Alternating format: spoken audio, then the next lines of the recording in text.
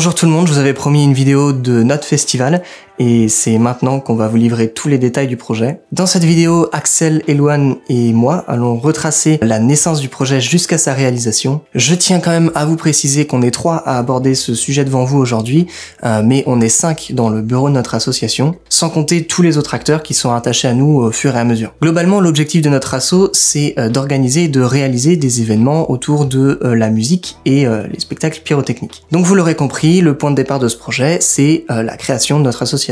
Alors c'est pas si compliqué en soi, on est relativement bien guidé par le site de l'État, ça reste faisable, mais c'est malgré tout un taf gigantesque. Il faut se planifier un certain nombre de réunions pour discuter du projet, des stratégies à suivre, rédiger les statuts, chercher ce qu'il est possible ou non de faire et comment, rechercher une assurance adaptée, se créer une identité, se faire valider par la préfecture, ouvrir un compte à la banque et ensuite seulement on peut commencer l'organisation de notre événement. Donc après une multitude de réunions, de recherches et de discussions, on a pu élaborer notre projet qui se résume selon les points suivants. La soirée se déroule dans un champ, on se doit de prévoir eau et électricité, les gens ont accès, une fois leur place prise, à des boissons à volonté et à un repas, les participants profitent du passage de plusieurs artistes tout au long de la soirée et d'un feu d'artifice, et enfin c'est très important, ils ont la possibilité de se garer directement sur le terrain et d'y planter leur tente pour y rester la nuit. Peut-être que ça vous paraît pas si compliqué, mais je vous assure que quand on part de rien, avec les contraintes qu'on avait, c'était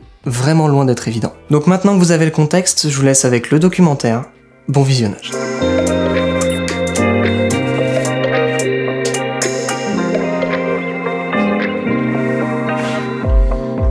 Alors pour commencer, d'un point de vue organisation, on a décidé de diviser la soirée en 3 pôles dont on était les responsables respectifs. Donc on avait moi à la pyrotechnie, Axel à la sono et Elouane au bar. Ça nous a permis de diviser les tâches et de chacun gérer nos petites équipes. Alors nous, au niveau de la sono, l'objectif c'était vraiment de gérer toute la partie son, toute la partie lumière pour qu'on ait des concerts de qualité. On cherche vraiment à avoir un rendu qui est professionnel. Par rapport à cette scène-là, nous on a pas mal de contraintes. La première, c'était que le matériel qu'on utilisait, il est basé à l'association Sono Ezeo qui est basée à Angers. Ce matériel-là, il fallait réfléchir à comment est-ce qu'on l'amenait, comment est-ce qu'on le ramenait après l'événement. La deuxième contrainte, c'était que la scène, elle était prévue dès le départ pour être dans un champ, ce qui voulait dire qu'on n'avait pas d'accès électrique, qu'on allait tourner sur un groupe électrogène. Et dernier petit détail par rapport à la scène, en réalité, il n'y a pas un mais 2 espaces à sonoriser. Le premier, c'est la zone de la soirée en elle-même, où il y a la scène, les concerts et le bar. Le deuxième, c'est l'endroit où on tire le feu, donc c'est un autre terrain qui était à 500 mètres de là où on avait de la musique. Nous, au niveau de la sono, il fallait aussi qu'on puisse sonoriser le spectacle pyrotechnique. Donc il fallait gérer les 2 espaces en simultané.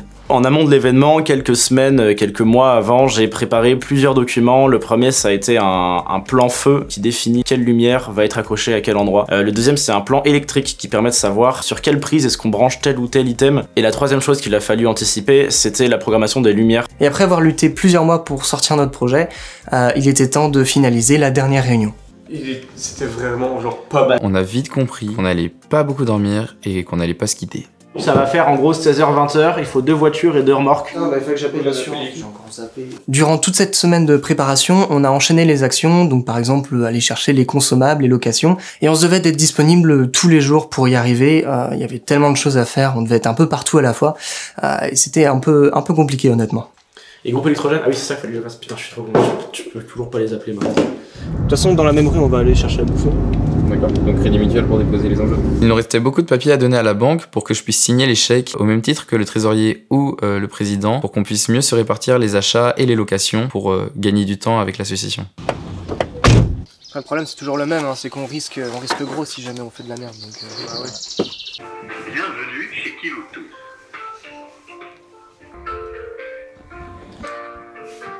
C'est David Guetta. Vendredi dans la matinée. Dans l'après-midi, Oui, je veux dire, ok, excusez-moi, et le retour lundi dans la matinée. De rien, bonne journée à vous. Très bien, merci. Au revoir. Au revoir. Mais elle est même pas au courant que j'ai réservé un truc. Non.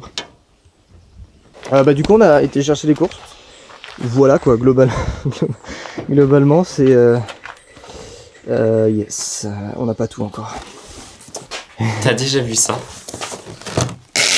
Il y a trop. Et bien là, on va chercher un groupe électrogène de secours au cas où le nôtre il clapse, parce que on sait jamais, et comme c'est l'unique source de courant qu'on va avoir, il est hors de question qu'on ait qu'un seul plan A en fait, du coup il nous faut un plan B, bref. On met sur on.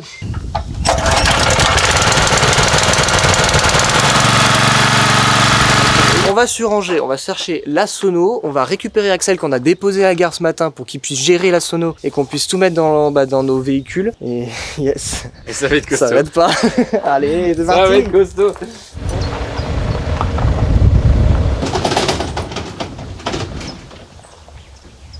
Tu sais c'est qui a calé?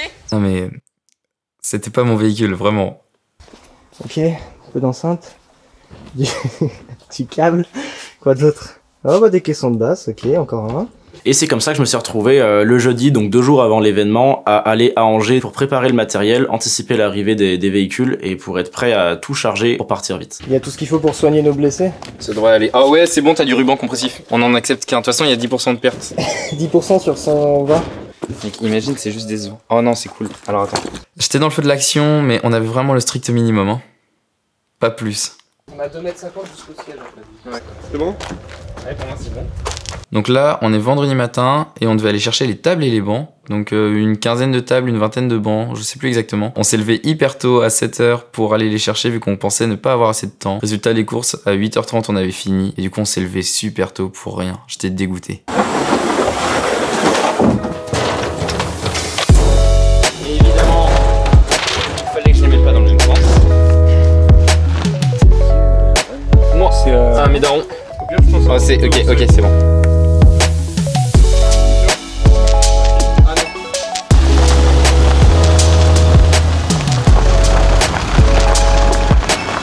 Hein? On a 116 billets. On a 116 billets plus les profs et tout. En vrai, on va monter à personnes. Ah bah ça a bien fini. Ah ouais, au final, mec. Ce sera ça le titre. Ah, pour une soirée. Fabien, il a trouvé notre titre. Tout plaqué pour une soirée. En tout cas, c'est sympa les gars qui nous aiment. Et nous, on fait d'autres trucs. Hein. Je pleure. Merci Laurent. Alors là, c'est la petite cabane qui va bien. Et pour répondre à certains besoins tout en restant dans notre budget, on a dû nous-mêmes construire certaines infrastructures, le bar, le barbecue et aussi les toilettes. Il y en a 3, ils sont encore en vie. Il y a largement la place, on peut même mettre 2 personnes. Les trous sont pas encore faits, mais yes. En tout cas, c'est... Ouais. Faudra pas qu'il y ait de tempête quoi, mais t'inquiète, ça tient la route. C'est vraiment la cabane de Shrek là pour le coup. Non, on le renverse. On le renverse. Ouais, on le renverse, il va casser. Et on a passé du temps à le faire, ça va. Et pour perdre le moins de temps possible durant la journée d'installation, on a réuni tout notre matériel à un seul et même endroit, chez moi. Les autres portes, je peux les ouvrir, mais celui-là non. Le code pour rentrer chez moi, c'est 12. Non mais... Il y a une voiture et un ordinateur en général dans le... Le code par contre, 020, c'était 1664 pendant des années, comme la gare. C'était triste. Oh bâtard.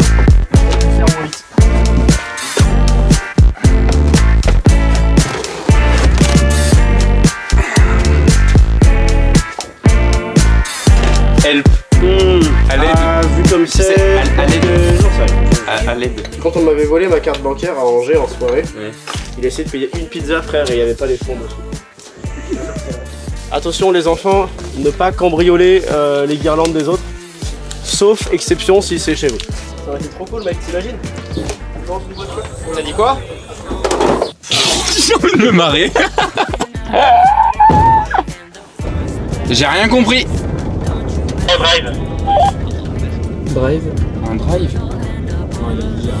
Un drive? La dégaine. C'est vraiment un drive. Bonjour, je vais prendre votre commande. Ça marche avec le Toki. Alors, qu'est-ce que vous voulez? Un McFlurry. Qu'est-ce qui est en train de se passer? Je comprends plus rien. Nathan, on est dans notre bulle, mais je crois qu'on se rend pas compte que c'est en train de dégénérer cet événement. C'est pour ça qu'il nous faut une caméra. Ça prend une ampleur. Bon bah je vais te chercher de la boue. Et on ramène tout ça quand? Tu te rends compte que ça, on l'a amené pour 8 minutes de son. C'est pour ton feu d'artifice ça. La soirée elle tourne pas là-dessus, mais on a plus pour la soirée. Les têtes pour la façade, c'est ça. On a 2 ici, on a 2 autres. Et derrière, t'as 2 retours DJ ici et un rappel qui sera dans le bar. C'est ça, moi en gros tu vois j'ai lu ça. Arrêté du 29 juin 2023.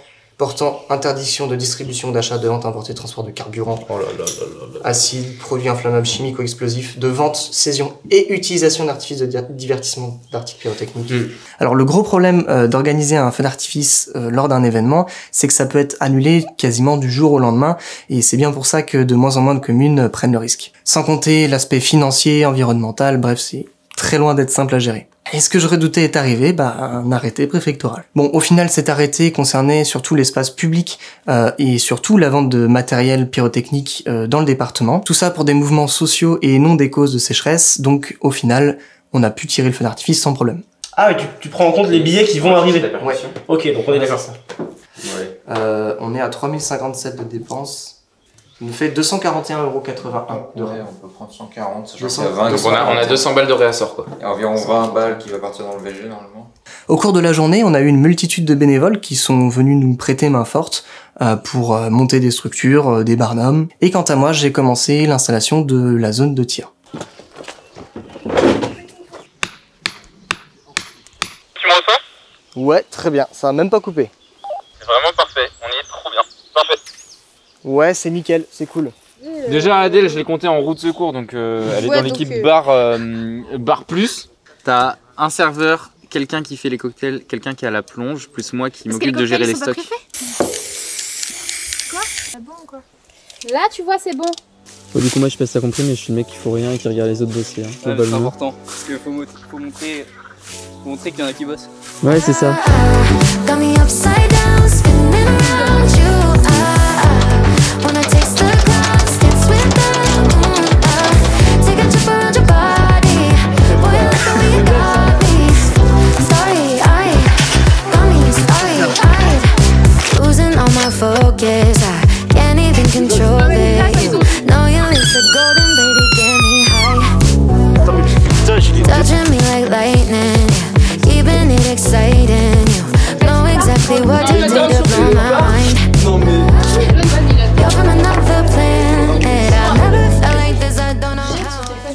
Sur 40 mètres d'eau. Ça monte, alors avec les ça tracés, explose pas. après ça explose pas? Non, ça c'est juste des tracés. Ouais, c'est juste les... D'accord. Tu sais que des fois tu vas dire reportage, les concepteurs ils sont comme ça en mode ok. Tu vois comme ça. 1, 2, et ça va être la must-have de la vidéo. Ah pardon. Tu veux rentrer dans mes chiottes? On peut faire ça tous les deux si tu veux, ça peut être sympa. Tu me fais visiter? Oui, bien sûr, absolument, regardez, il n'y a pas de trou encore. Là tu te chies dessus, littéralement. Littéralement, c'est voilà, pas ouf. Ça reste un T-5, donc ouais. On a vite fait le temps. Ouais, pas mal. Pas mal. Et donc le vendredi soir, on a ramené toute la sono chez Nathan, donc en ramenant les différents véhicules sur place. Et on a fait ce qu'on appelle un test de full, c'est-à-dire un test où on va essayer de consommer un maximum. Donc en pratique, on monte les enceintes à fond pour être sûr que au niveau de la consommation électrique, on tire pas trop et on tire pas plus que ce que l'infrastructure peut nous donner. Pour l'anecdote, c'est aussi le moment où on a voulu tester le Barnum qui allait servir à protéger la régie le lendemain. Et on a bien fait de le tester puisqu'on avait la structure mais pas la bâche, donc il allait pas protéger grand-chose. Trop drôle. Que ça. On n'a pas la bâche. Les problèmes, partie 1. On a donné un paquet, c'est ça. Et après, Partie 18 en fait, c'est pas partie 1. Ok, et en gros ça va aller. Il faudra juste être prêt à la rentrée s'il peut. Ouais. C'est connecté en Bluetooth, c'est vachement. Ah bah jette-le. Tiens. Oh mais mec, ma gueule. Pas chaud. Non, il manque un trou. Mec, mais t'as combien d'années d'expérience? C'est 1000. Ah bah ça se voit.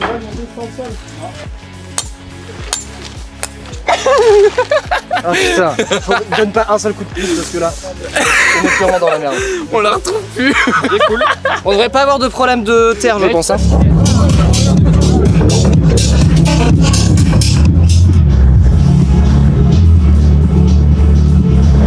Tu montes à 1002, 1004 je crois, un truc comme ça. 2005. Donc tu doubles à chaque kick. Il double son régime à chaque kick. Une fois qu'on aura les lumières et tous les trucs qui sont branchés en continu, ce sera pas le double, ce sera plus que 30% de plus, 40% de plus. Et imaginez c'est important qu'on mette les guirlandes et tout dessus. C'est qui le fait? Et la musique ou quoi là? C'est moi le DJ. Ah oh non.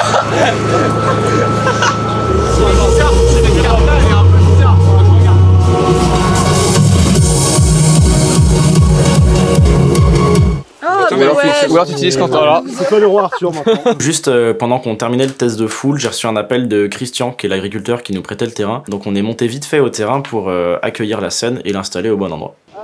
Non. Ah oui, putain, c'était ça.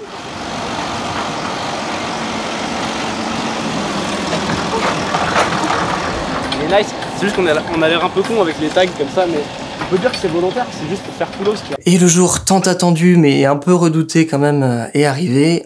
Il était temps de concrétiser le projet. Pas réussi à, comme j'ai dit, Dans l'idée de contrôler l'entrée de nos festivaliers sur le site, on avait fait un système de bracelets de différentes couleurs, donc il y en avait 3, c'était rouge pour les bénévoles, vert pour les festivaliers mineurs et bleu pour les majeurs. Et du coup, faut faire comment? Comment vous foutez les... C'est comme ça, on est d'accord? Oui. Non, il n'y a pas de petites économies d'essence. Ok.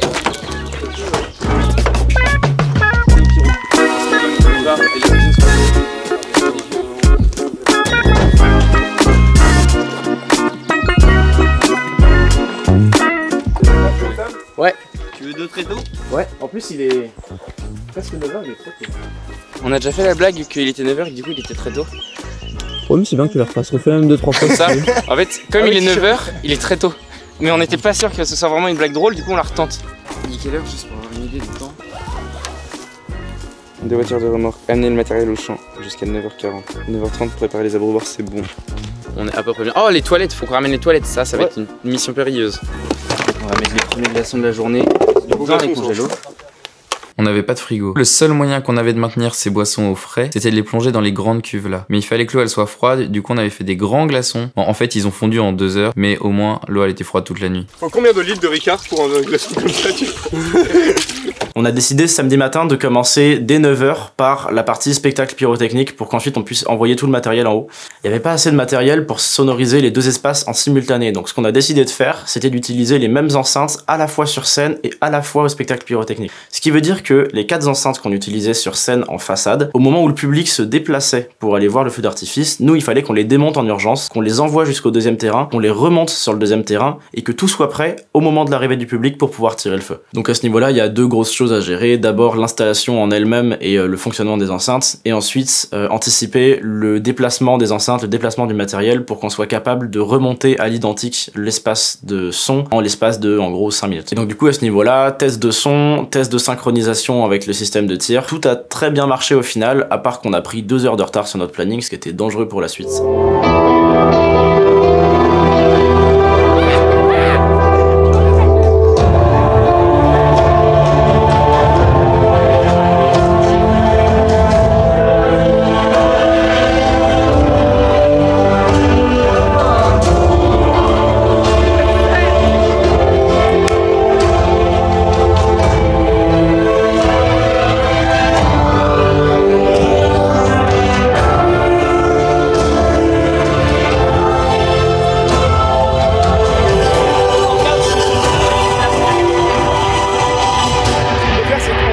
Etienne, éteins les filtres sur les 2 du bord.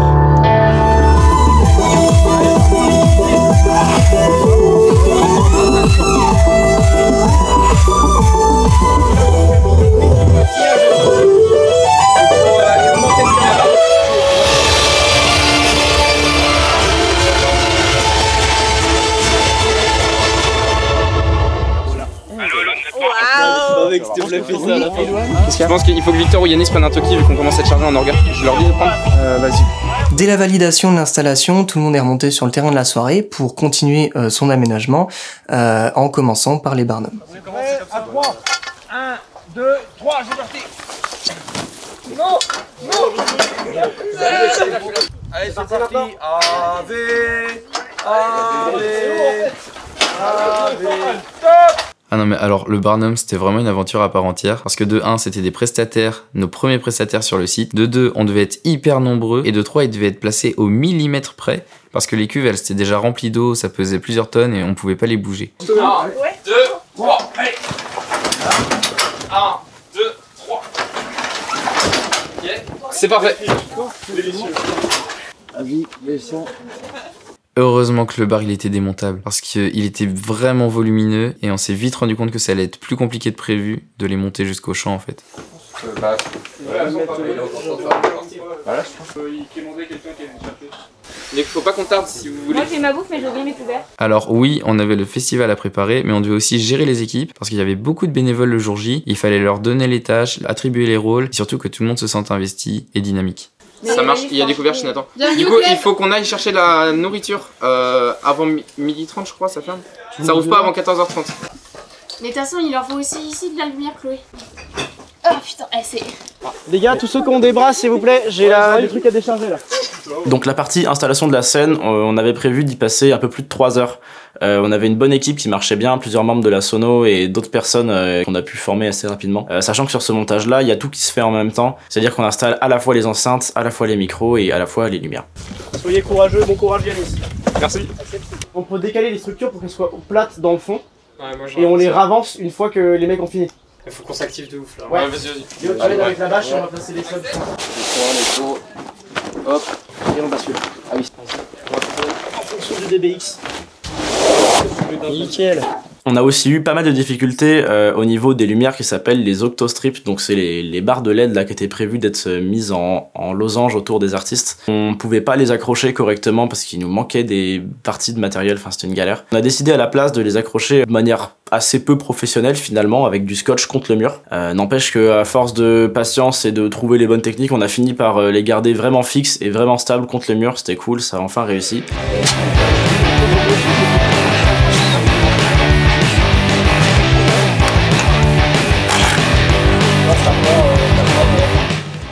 Ah ouais.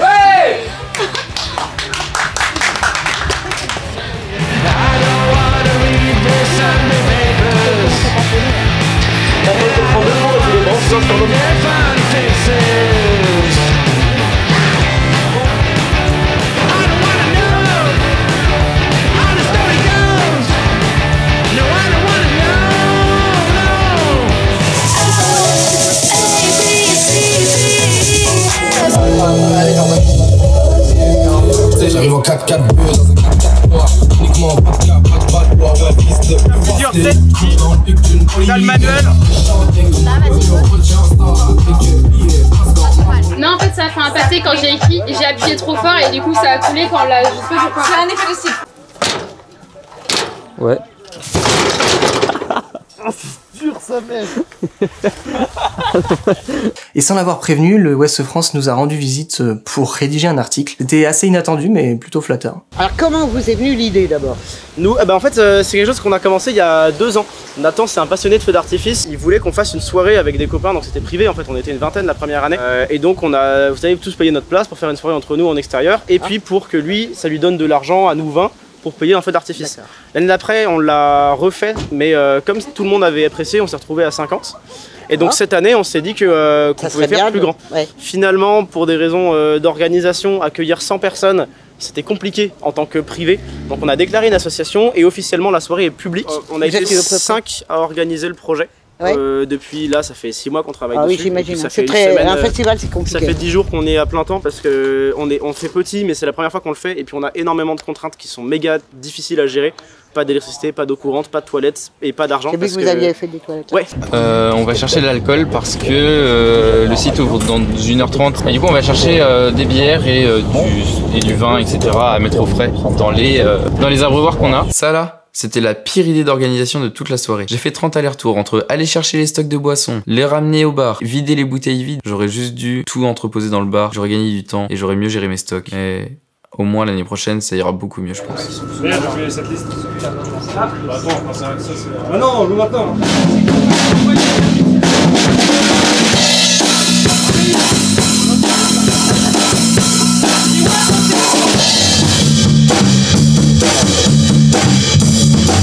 J'ai des valeurs.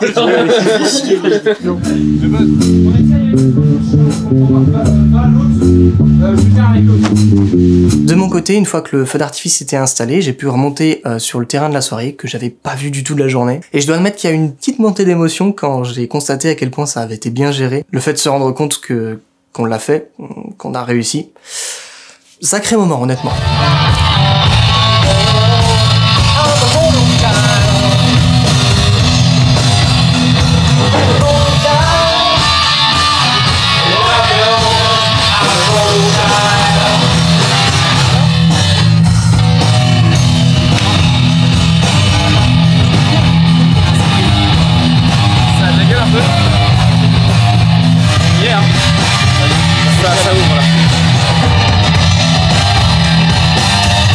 Et c'est comme ça qu'on est arrivé à 18h pour l'ouverture au public. À cette heure-là, on n'avait pas vraiment réussi à terminer les balances, mais c'est pas grave, on a décidé de faire 100 et c'était suffisant pour cette journée-là. De toute façon, il fallait qu'on libère la salle.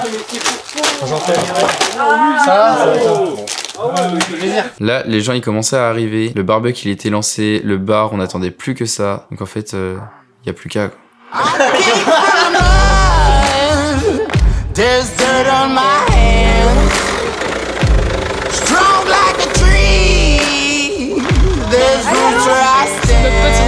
Pas comme ça. Oh, I've been running from the law. Hope they won't shoot me down soon.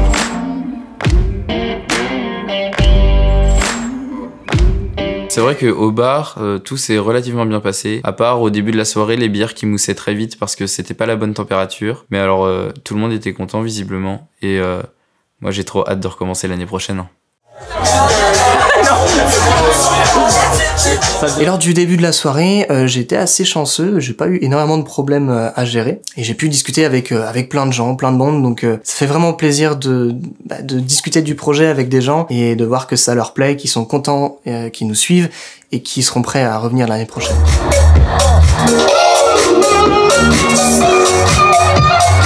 Vers 21h15, une fois que la soirée était bien lancée, j'ai rassemblé une équipe pour préparer le changement de plateau et l'arrivée sur scène du groupe de rock. Le changement de plateau s'est bien passé, il a été fait en une dizaine de minutes et on a pu juste après faire le discours d'accueil de Nathan, puis lancer le concert de Palladium juste derrière. Je remercie la Sono, Christian Rimbaud, tes parents, C'est ça, de en supporter. ouais carrément, et les bénévoles.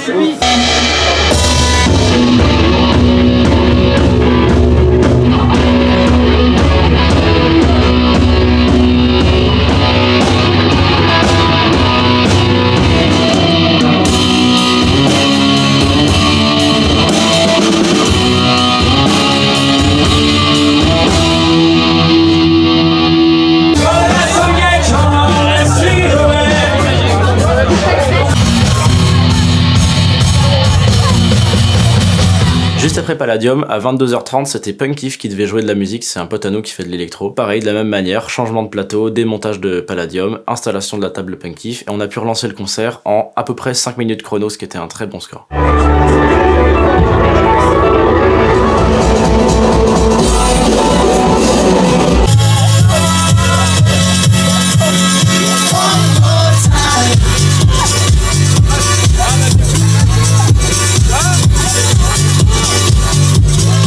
Le spectacle pyrotechnique, il était prévu à 23h45. Donc à 23h30, tapante, on a pu couper la musique de Punkif, c'était la fin de son set, c'était prévu. Faire un appel au micro pour dire aux gens de commencer à bouger. Et puis, une fois qu'on s'est débarrassé du public, on a pu passer à la partie la plus tendue de la soirée, en tout cas nous, côté Sono. C'est le moment où il a fallu, premièrement, démonter toutes les enceintes et les charger le plus rapidement possible dans le camion pour les emmener sur site. Deuxièmement, éteindre le groupe électrogène pour qu'on puisse refaire le plein. Troisièmement, faire le changement de plateau pour démonter le set de Quentin et faire en sorte que les DJ soient prêts à commencer dès le retour du public. Pendant qu'on était en train de faire le changement de plateau, il y avait une autre équipe de la Sono qui était en train d'installer les enceintes sur la zone de tir. Elles ont été installées très rapidement, ça a été efficace. Le problème qu'on a eu, c'est que quand on a branché le son, on n'entendait rien.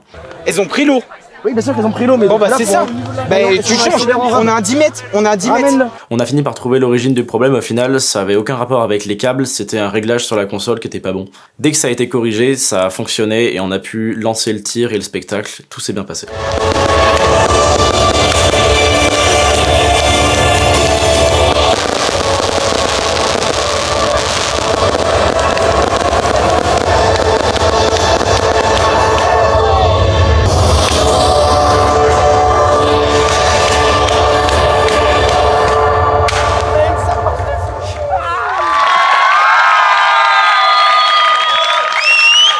C'était incroyable. Ouais, franchement, c'était génial. Après le feu, on n'a pas eu de problème pour réinstaller la scène et on a pu lancer tout de suite les DJ sets qui ont duré jusqu'à 3h30.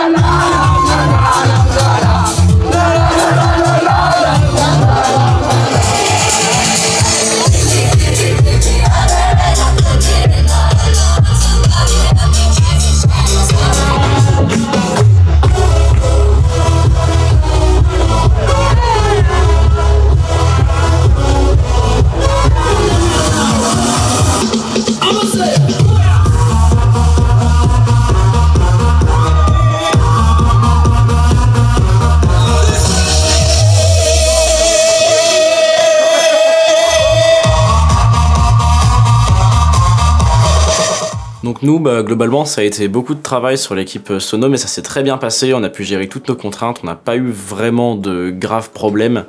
On est très content de ce qu'on a pu faire et puis on est carrément pressé de voir ce qu'on fera les années suivantes parce qu'on est capable de faire des beaucoup plus grosses scènes et on est pressé d'avoir l'occasion de faire des beaucoup plus grosses scènes aux Pléiades.